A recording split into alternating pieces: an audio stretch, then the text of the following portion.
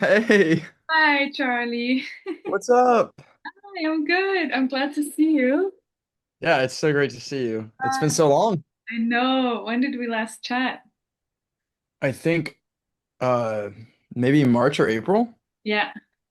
I Wow. don't know. I That's think like, my hair's longer than yours now. yeah, it is. Or we're like about the same. No, yours is probably longer. Yeah, I usually keep it behind my ears. I just wanted to do that just for shock value. Or if I'm trying to get locked in. I had to work till 3 a.m. last night. Oh, And so don't worry about it. Don't worry about it. This is a chill interview. You can show up as yeah. yourself. Tell me how you've been. How are you feeling? Oh man. I feel fine. No, last week was rough because I worked like 60 hours. Oh, wow. And then had a show on Halloween. Yeah. And so it was Yeah. last week was hard, but I'm like getting I'm like getting back into it. Yeah. Yeah, I would For those that don't know you, Charlie's a great musician. When he's saying shows, he's doing music. How's the band going? going good. Yeah, we've had some lineup changes. But overall it's good. I'm singing now, Okay. and I'm playing guitar and I'm in singing lessons, which has been really hard, but like really good. We met this guy, that's like he used to just be a professional voice teacher and he's been like coaching the band and it's been really great, but it's like hard to get on his level sort of. Yeah. So that's kind of what we're doing right now. I have a lesson with him later today, Yeah. um in the park, and Nice. then tomorrow we're like meeting with the band. Oh man. So that's a lot, but we're like getting to the point where we're gonna be really good in like a few months. We're just practicing a lot and like just getting there. All right, great. So, the first thing I wanted to ask you, I guess, for the people watching in this recovery story today, I mean, if you were to tell someone kind of from scratch what your journey was, where would you start? What would you start talking about? I guess I would talk about where my anxiety started and where my like underlying feeling of not being safe came from. Because at the end of the day, that's really what it's all about, right? So when I think I was 5 years old, I had a home invasion into my house, and I watched some horrible things happen to my mother. Um, and I just remember like I don't remember a lot. I think that was like one of my first memories almost. I think it's like when you're like 4 or 5, and that was like a traumatic experience. We moved shortly after that, so I didn't really feel unsafe, but like it was like a really deep traumatic wound that I carried with me until, well, I still carry it with me, but like I didn't really realize that was like kind of the start of it.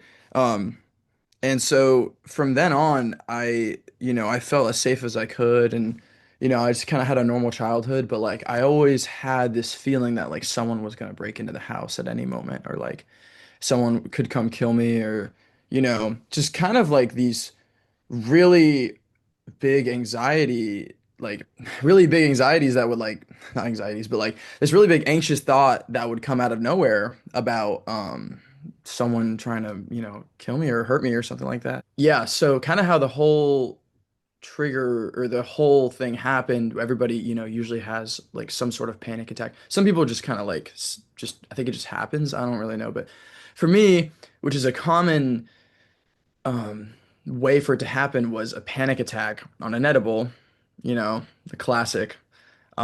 And so I was going through not a super anxious time, but kind of like the most um, uncertain about my future that I had been in like a really long time.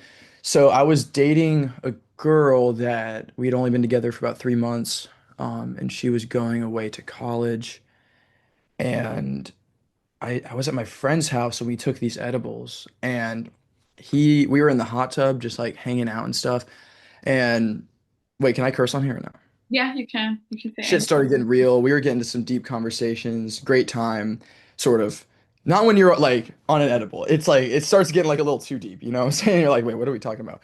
So we started talking, he started telling me about his derealization thing.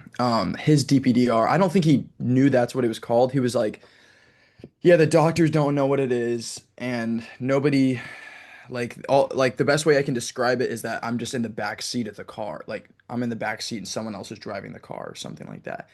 And in that moment, he told me that I like imagined myself like I was trying to see it from his perspective. This is like I don't even know. I don't know if this is like people have the similar story, but I tried to imagine myself from his perspective, and I remember the moment it like zoomed out almost, and I felt like I wasn't in my body anymore. I felt like I was watching it. If anybody's seen that movie Get Out, which I Oh hate yeah, that movie, yeah. horrifying movie.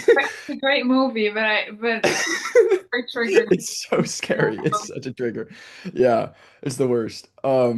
It felt like I was in that movie, like when he's like, "Oh man, that's I hate that movie." So that's what it felt like. And then I think that was like the start of my panic attack.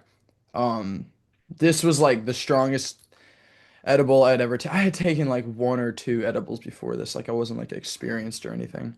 Um, and it was always a great time before, sort of. I always like kind of like panicked a little bit before, like on edibles, but like I was kind of like think about happy stuff, like try to like, all right, just get past this. Like everybody else is fine. Like if I just think about happy stuff, it'll all be okay. Yeah. So Which I is did not, that. which is actually already a pointer that there was already some fear of losing Yeah. control there, but that it never really came out to the Yeah. intensity that it did that time. Yeah. There was like always signs and like there was always, oh man, I should have, I just, like all my friends were like, yeah, I struggle with anxiety and like, my friend got like medication for it, and I'm like, what's that? Like, I don't struggle with that. That's lame. Like, I don't have any anxiety. And like, I definitely had a lot of anxiety. So that day ended. This was um about a week or two before the girl that I was dating left. And I know this is popular or common with other recovery stories. They like have a panic attack and then it's like okay for a little bit. And then it comes back. So yeah. Yeah, so I was like okay for a little bit. It was like maybe a week or two. And then she left and like all hell broke loose. Like I was like, I don't know what I'm gonna do with man, I had like put a lot of my sense of like safety into her because she was like very independent and very like safe and we had like bonded really well and like told each other a lot of things. I thought that like we were gonna be together, we wouldn't have broken up. I had never put my sense of safety in myself. I would always put it in like Mhm. other people, I guess. Um, I guess I had kind of put it in my parents. Um, I don't really know what I put my sense of safety in because it was never myself. It was always in something else. Part of that is also normal when you're growing up and when you're Yeah. becoming a young adult and then into adulthood. I think you also were kind of at the crossroad of that transition from going Yeah. from kind of youth to young adult to an adult, I guess. Yeah. It's there's also part of that that's natural and normal. A child should never put its safety in itself. Like a child that Yeah. is independent, it's problematic, right? Oh, So absolutely. so there's a part of that that's normal that you were very attached to your parents and then kind of into your girlfriend. And I think your story is a very beautiful example of how you also kind of grew into an adult, I feel, over the Yeah, I did. It's so working crazy. together. It's like you went It's so crazy. this transition from anxiety to peace, but also from being like a young man into like a man or an adult. No, it's been freaking nuts. So this was for context, this was in August, or late July 2022. Just like suffering for like 5 months. I think that era is hard for me to remember because it was so stressful. Like I got bumps on my arm. I like was really tense and like I just stopped doing things I like. Mm. That was a really hard time. And then, I had all the normal DPDR symptoms, which was like literally everything I looked at, I was like, well, why does that exist? Like who made that? Like what's the point of that? Like that's just a waste for the environment. But like the Earth's not real, so it doesn't matter. But like but people are dying.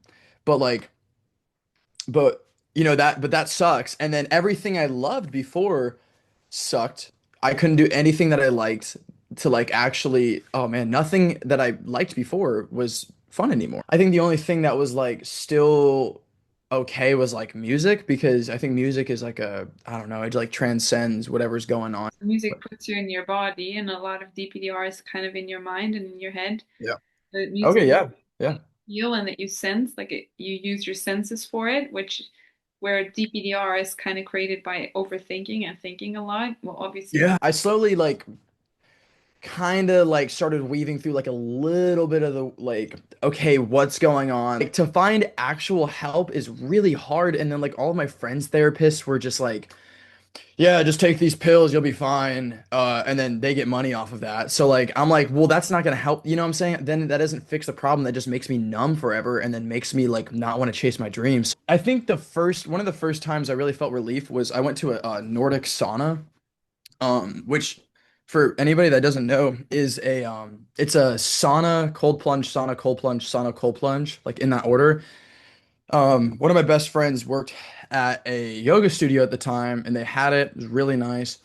So that was like life changing. It was incredible. I think that was in like December or like November. That was like I felt relaxed for the first time in like 4 months. so you're describing how it kind of happened, the period of suffering, how like Yeah. starting to connect to like sensory experiences, music, the sauna kind Yeah. of started creating the first relaxation for you.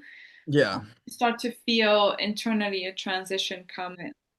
Yeah, well, I think I was starting to realize, like, damn, I feel way better just doing things out there. That summer, I had a trip that really showed me that the physical stuff. I went back, I hiked the entire state of Vermont. We went on a trip, we hiked like 200 miles, and it was like the hardest and the best thing I've ever done in my life.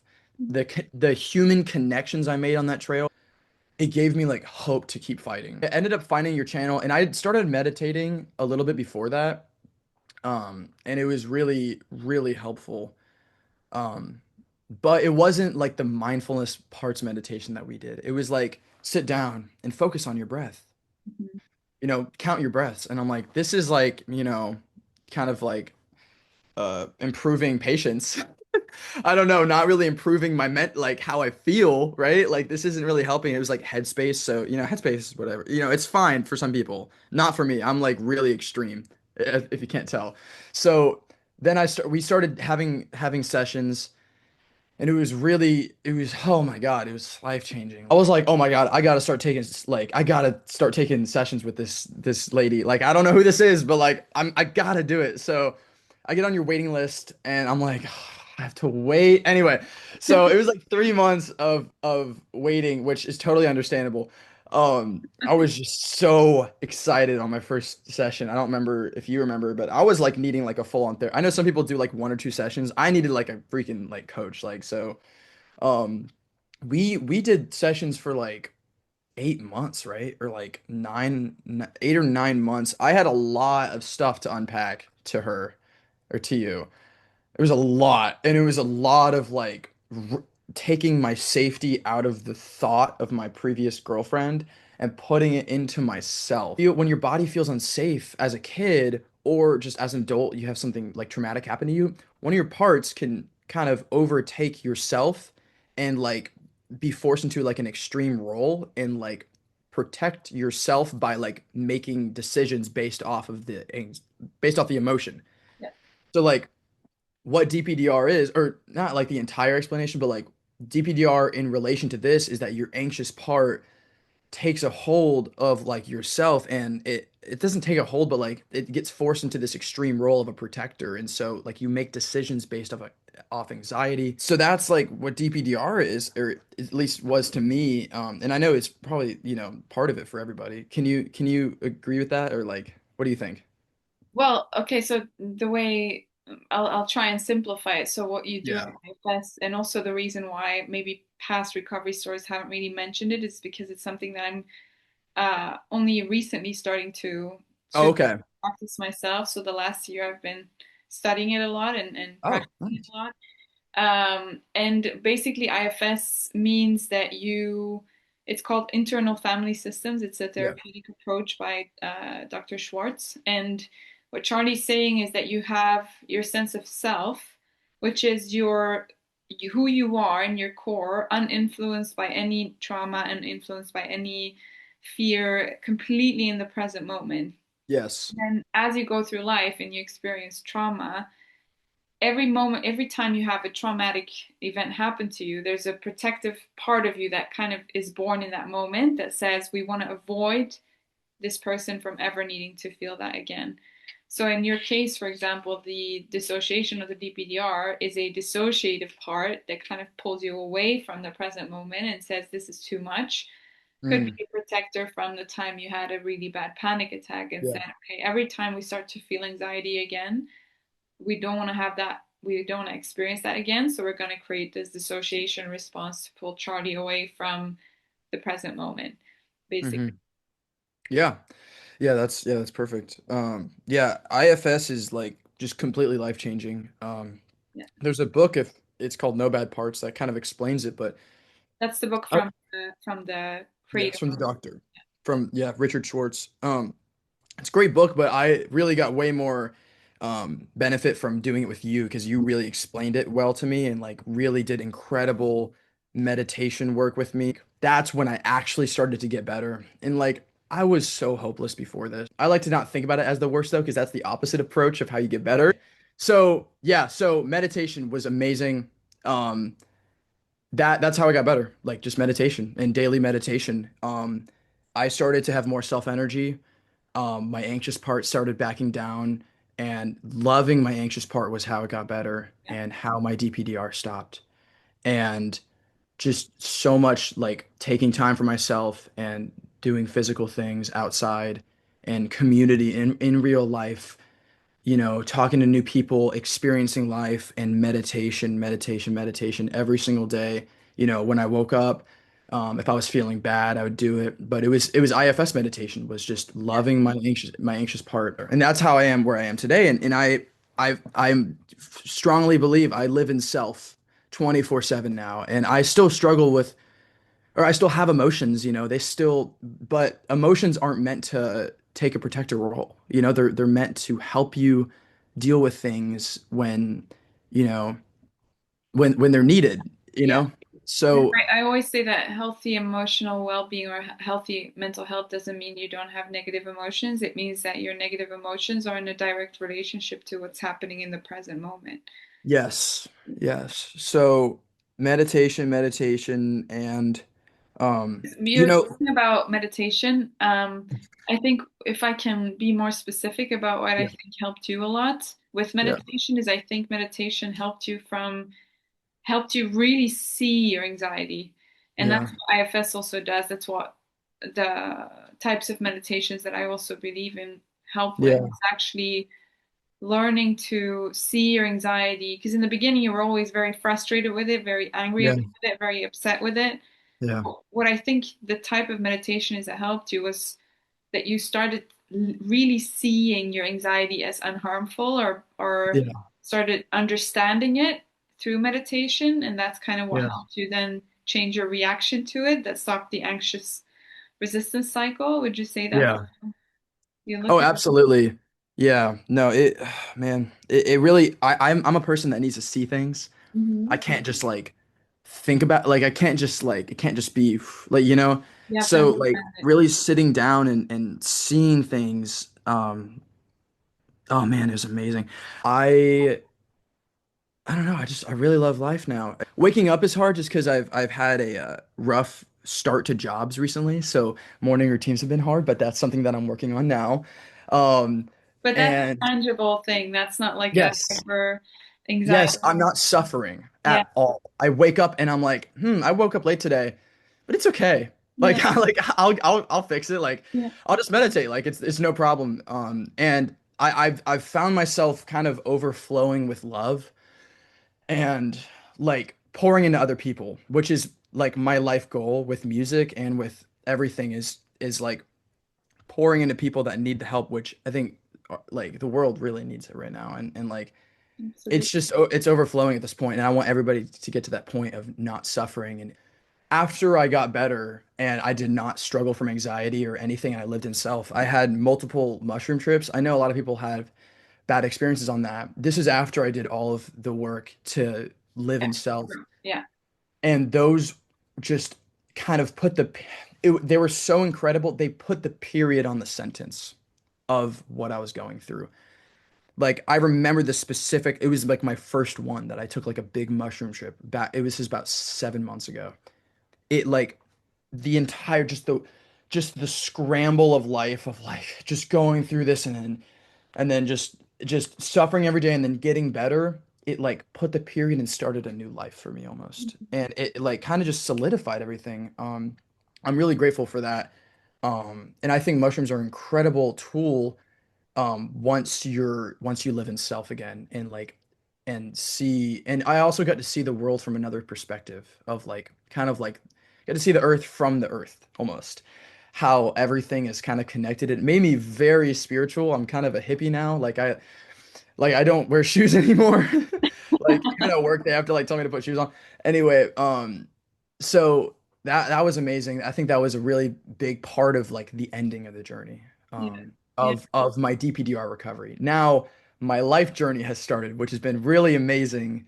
And it's constantly, it's a constant ride of like just kind of how life should be, I think, of good times and hard work, but really great times and no suffering. Yeah. The suffering is what I couldn't do anymore. It was like the suffering will make you not want to live. Yeah. Like everything else is like, I can kind of deal with that. Like it's not really that hard. Like a breakup is okay. It's like you kind of just get through life and like you're living in the present moment. And I find myself completely living in the present moment. And I work at we have a drink. It's like a alcohol alternative. I work at a kava bar now, and I get to meet new people every single day, and I get to tell them my story if they ask, or sometimes they don't ask. I'm a yapper, man, and it's amazing. Really quickly, I wanted to talk about smartphones. Yeah. That was a part of my journey was finding out all my triggers, Yeah. and the biggest one was a smartphone. Yeah. Instagram likes, pornography, everything. Just it was there was nothing good about it. Nothing good about it except for like maybe a map. And Mhm. so that's why I'm a big guy on this stuff right here. Yeah. Yeah. Um this is my new phone. But Did you get yeah, this another is one again? I feel yeah, like this is your third dumb phone now. You no, just it's the you fourth. replaced one addiction with the other. Now you're just No, no, buying. no, no, no, no. No, this one's actually really great. That's what I say every time. You can Anyway, send over all the other ones to me so I can. I know, right? No, the other one was hard. The light phone. Oh man, that one's really hard to live with. This one, anyway, it's really great. Not gonna. By the way, guys, this video is sponsored by.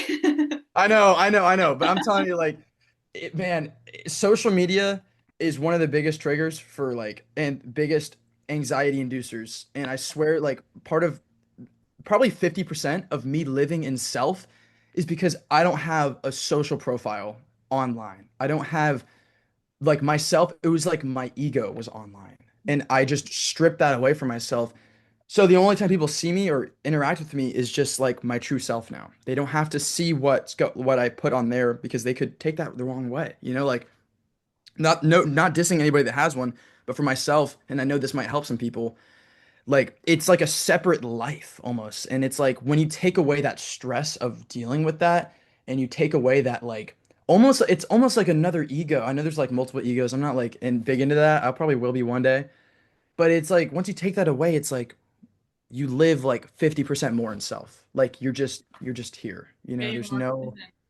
Yeah. you're so much more present. There's nothing bothering you. You're not worrying about your social status. You're not worrying about followers. You're not worrying about it's not even your friend's content anymore. It's just random horse shit now. Like everybody knows. It's not even like productive. Meta's literally the worst company on earth. I love pooping on them. Anyway, so yeah. And then this also helped me regain my Yeah. relationship with music. This is a big part of my journey too. iPod, by the way, for those that don't know what Yeah. this is. Yeah, so it actually it helps you focus on like when I was meditating, whip this thing out. there's no you're not using your phone. There's no like texting notifications. Yeah. It's just focus. So this was a really big part of kind of like stream. These were tools that helped me in my journey, basically. Yeah. Yeah. Um, a huge fan of the iPod and the dumb phone. I think it's the way to go. I do have a work phone that I have to have for my work now. It's like an old iPhone 8. Sucks, but I only bring it to work. I needed it to text you. Um, so, but Can yeah, I life say is really something great. about that just quickly? Yeah. Because, you know, again, I think people that watch these types of videos sometimes tend to be very rigid with like, okay, then this is what I have to do. I do want to say that I think this Oh works yeah, for you yeah, specifically because yeah, I think you're also very sensitive to the yes, dopamine of your phone and with the, yeah, everything around it. And I yeah, think for you, it worked really well. And I think overall, it's a benefit for everyone. yeah. Um, but I think especially for you, you were very like almost extra sensitive to it, which Oh is why yeah. you had to be more rigid with like just cutting it out. And I also really love how fast you did that, or that you just because a lot of people kind of go into this black and white of like, oh, I'll try and lessen my phone usage, but for you, you just realized very quickly that wouldn't work. So you were like, no, No, it would not work. it would not work. Yeah, Yeah, yeah. I'm very sensitive and I'm very intense yeah, about my entire life. I'm very like I have a purpose and yeah, I'm gonna do this purpose and I'm gonna save the world. So like yeah, that's why this worked so well for me. Now, it's not that serious. Everything, this is also something I learned with you. Everything is a gray area. yeah, There's no yeah, black and white yeah, ever. And yeah, that is so important. We had to like meditate about that. yeah, Like, there is no right or wrong because my brain used to tell me there's right or wrong. And no, like, this is just what works for me. And I switch it up. Like, try not to let anything overtake your life, you know? And I think that's the biggest balance, right? I think that's the biggest key to life is balance and like what works best for you. And this works best for me because I'm very sensitive mhm, and I'm very and I found this out through meditation. I was like, wow, my phone's a really big trigger. yeah, Oh, screen time? Oh, I just turn it off. yeah, Oh, like porn? Oh, I just like, just like find a way of just download an app or something. And like with this, like there is no internet browser, there's no social media, so it worked really well for me. So yeah, that was really great. But yeah. That's yeah, awesome. What I love so much about you is how, because of course we worked together and we did a lot of work, but I think a lot of your journey was just you being you and you really following your own intuition and your own yeah, gut and figuring it out on your own way. And it's so wonderful to see you now. Like you're such a ball of energy, and I hope no one thank you. ever tries to dim that light. Like it's No, they're not allowed to. I there's don't let anybody to that. Like, I'm a freak now. Like, not a freak, but like, I go on solo adventures now. Like, I don't know. Like, whenever I have a day off, I just drive to the beach and just meet some new friends. Like, nobody's dimming my light. You That's know? amazing. Oh, I'm so proud of you, Charlie. Yeah. Thank you. Thank you. Yeah. Sorry to everybody if I spoke really quickly. I could speak about this for 8 hours Yeah, straight. probably. So I tried Maybe to you jam should as much. start a podcast and talk about it there. You could like speak. Um, Oh man, I have so much shit going on and like I wish I will one day. Oh, speaking of that, I am starting there's a no phone social club. Can I plug this? Yeah, yeah, Maybe? sure, absolutely. Yeah. So there's a thing here in the United States called Reconnect. It's a no phone social club. It's not an anti-smartphone club or anti-phone club. It's just like a phones shouldn't have a place in a social scene. I'm starting one of the first city chapters here in Tampa, Florida. If anybody is in Tampa or anybody is nearby, the first meeting is on Friday at 5 p.m. Friday, which Um, date? hmm? For which date for people that don't? The 7th. It's tomorrow. All But the right. next one. And the video is gonna come live tomorrow, so All I right, everybody pull up. Everybody pull up. No, it's every 2 weeks. So every 2 weeks, think- and then if follow reconnect.tampa on Instagram and it'll be there. I don't have an Instagram, but I run that one. For now. We'll Why see. don't you send me the link to the Yeah. social club? Yeah. I'll put it in the description for I'll do anyone that. that would like to join. That's Yeah. awesome, Charlie. I'm so proud of you. Thank you. Thank Doing you. amazing. Yeah, I'm not perfect, but I'm still getting better, and I can't wait. These next like 6 months are gonna be freaking awesome. Like Yeah. I'm going through it. I'm going through. That was my first journey. I'm going through my second journey right now, but without the suffering. Without now, it's just the 1% rule. Getting a little better every day, and just like trying to maintain Yeah. that growth. That change. But yeah, Well, yeah. Life is great, I think. thank you so Yeah. much for coming on, Charlie. I really appreciate it. And I think your ball of energy is gonna really have hyped some people up today. Uh, Cool. I hope so. I know I was really negative for like the first like hour or for no, like the first no. 30 minutes. I promise I'm like the most positive person. And if you if I think we anybody see that. I think we see that about you. yeah. I think the If message any is clear. yeah, oh wait, sorry, I didn't mean to cut you off. If anybody wants to talk to me, I'll be in the comments. So All I'll right. respond to your All right. comments. Yeah. Awesome. All right. Thank you everyone for joining today.